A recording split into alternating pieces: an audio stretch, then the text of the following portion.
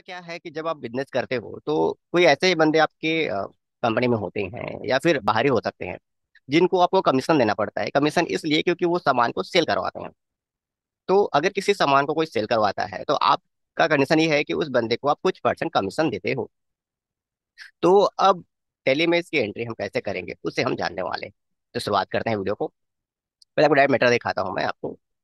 Setup के नाम पे सिर्फ परचेस है हमारे पास। चलो, अब मैटर ये है कि हमने रिया को सामान सेल किया। कोई सामान है जिसको हम सेल कर देते हैं, ये ब्लेंडर है। 4 पीस दे देते हैं और 8,000 रुपये के हिसाब से दे देते हैं इसको रेट। अब यहाँ पर क्या होता है कि इस प्रोडक्ट के बदले सामने वाले को कमीशन मिल रहा है, यानी किसी स्टाफ को कमीशन दे रहे हो, कोई भी पर्सन हो सकता है उसे कमीशन दे रहे हो। तो कैसे एंट्री करेंगे? तो उसके लिए आपको एक कमीशन का लेजर बनाना पड़ेगा। जैसे आप लेजर बनाओगे, आप लिख दोगे मान लो 10% मिलता है तो 10% देखो आ गया। अब इसके बाद इंटर करोगे तो इंटर करने के बाद पूछेगा वो बंदे लोग कौन है, तो आपने लिया है एम्प्लॉइज। अब जैसे इंटर करोगे तो आपके पास नाम आएगा पहला ये। इसको कितना दिए हो तो 1,500 रुपये दिए हो। सेकंड वाले को कितना दिए हो, इतना दिए हो, तो ये हो गया 3,200 रुपये। अब ऐसे ही एंट्री आप कर सकते हो। तो इस प्रकार आप सामने देख रहे हो कि जो कमीशन है वो कैसे हम पेमेंट कर रहे हैं सामने वाले को उस मैटर के हिसाब से। अब सवाल आता है कि ये सब चीज पॉसिबल कैसे हुई। अगर हमें पता करना है कि ये हर चीज कैसे पॉसिबल हुई तो हमें वो हर एक डिटेल में जाना पड़ेगा, हर एक मैटर में जाना पड़ेगा और जाके देखना पड़ेगा एक्चुअल में वहां पर क्या कंडीशन हो रही थी, कैसा मैटर हो रहा था, उसे समझना पड़ेगा। तो चलिए शुरुआत करते हैं। अब हमें क्या करना होगा, देखो तो मैं पॉल्टर में जाकर कुछ चीजें दिखाता हूँ कि आपके पास लेजर क्या क्या होना चाहिए। देखिए, पहले तो एक व्यक्ति है जिससे आप सामान परचेस करो उसका लेजर हो, और एक बेच रहे हो उसका लेजर हो, आप सामान खरीद रहे हो उसका लेजर हो, और सामान आप बेच रहे हो उसका लेजर हो।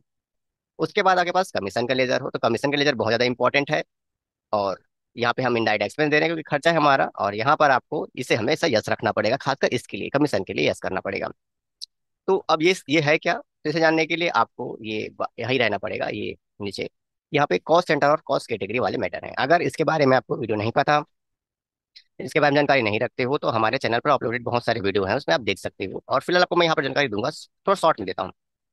जब भी आप किसी एक्सपेंस को कैटेगराइज करते हैं कि ये इस प्रकार का एक्सपेंस है, तो उस एक्सपेंस का जो डिस्ट्रीब्यूशन होना होता है वो कैसे होगा, उसको एक कॉस्ट सेंटर कॉस्ट कैटेगरी में समझते हैं।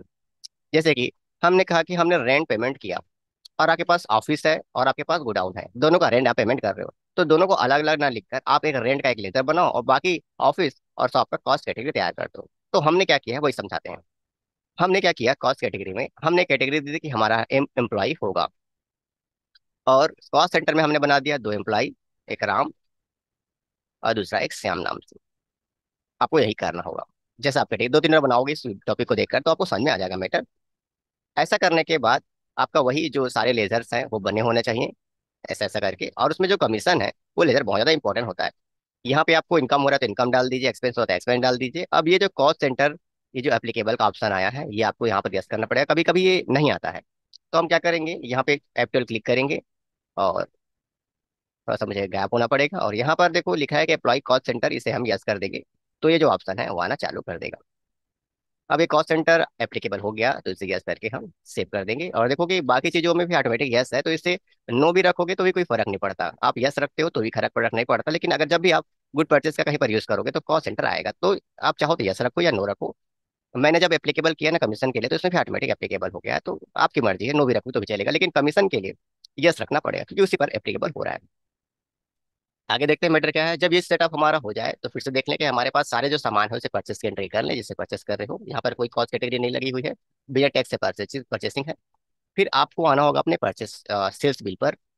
यहाँ पर लेना होगा जिसको बेच रहे हो उसका नाम, जो बेच रहे हो वो, और उसके बाद उस सामान का जो आप बेचना चाह रहे हो, जैसे 4 पीस, 8,000 रुपये इसका रेट। और उसके बाद अपना कमीशन आप लगा दो। जैसे कमीशन लगाओगे जितना परसेंट आप लिखोगे, 1% लिखो तो 1% आएगा, 10% लिखो 10% आएगा, ठीक है, 5% लिखो तो 5% आएगा। जितना भी आया उतना लिख के हम अपने एम्प्लॉय को सिलेक्ट कर लेंगे, और यहाँ पर लिख देंगे कि राम को 700 मिला, तो श्याम को कितना मिला वो ऑटोमेटिक ले लेता है। अब मैटर ये है कि हम यहाँ पे डायरेक्ट कमीशन जो वर्ड है इसे यूज नहीं कर सकते, यहाँ पे कमीशन लिखना सही नहीं, बिलिंग में प्रिंटेड है। अगर मैं इसको दिखाता हूँ आपको प्रिंट करके,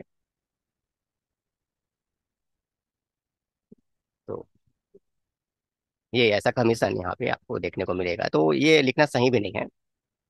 तो आप इसे बदल भी सकते हो, अपने अनुसार आप रख सकते हो, कोई जरूरी थोड़ी नहीं यही लिखेंगे। तो आप यहाँ पे इसे XYZ जो भी लिखना चाहो, कि आपका लोडिंग चार्ज है, ये चार्ज है, वो चार्ज है, लिख दो, एंट्री कर दो, वही आएगा।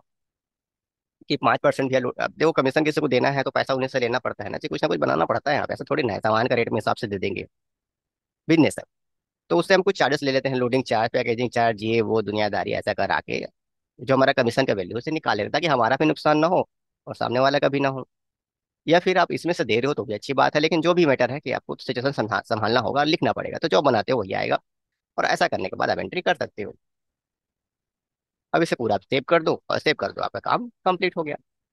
तो इस प्रकार आप किसी भी व्यक्ति को या कोई भी स्टाफ है, अगर उसे कमीशन देना चाहते हो, जो भी सामान सेल करता है उसके ऊपर, यानी उस वैल्यू के ऊपर, तो इस टेक्निक का यूज कर सकते हो।